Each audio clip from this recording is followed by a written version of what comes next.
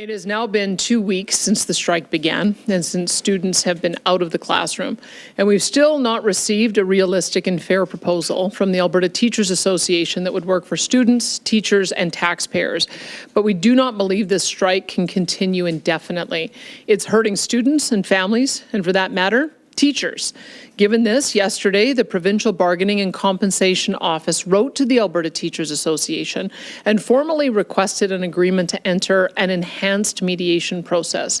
This process would have allowed students and teachers to return to the classroom starting Monday, while ATA, the Teacher Employers Bargaining Association, and a third-party mediator would work together to propose a recommended agreement.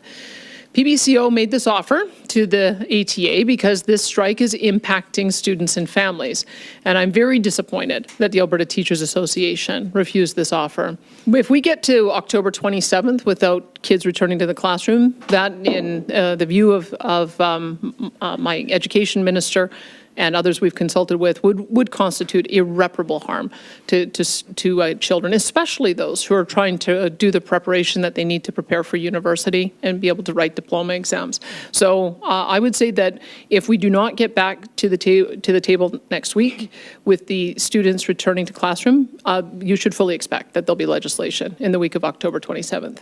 I think, unfortunately, the ATA is fixated on a single solution, and that's part of the problem that we have. There are lots of ways to deal with classroom complexity, and there are many jurisdictions that have gone to court to make sure that they do not give up that flexibility, because some of the solution might indeed be smaller class sizes. Some of it might be hiring more education assistants. Some of it might be what they have in Saskatchewan, which has proven very successful, is having dedicated specialized teams that pull kids out of the classroom to work with them one-on-one. So I would say that the AT, unfortunately, has fixated on a solution which hasn't worked in the past.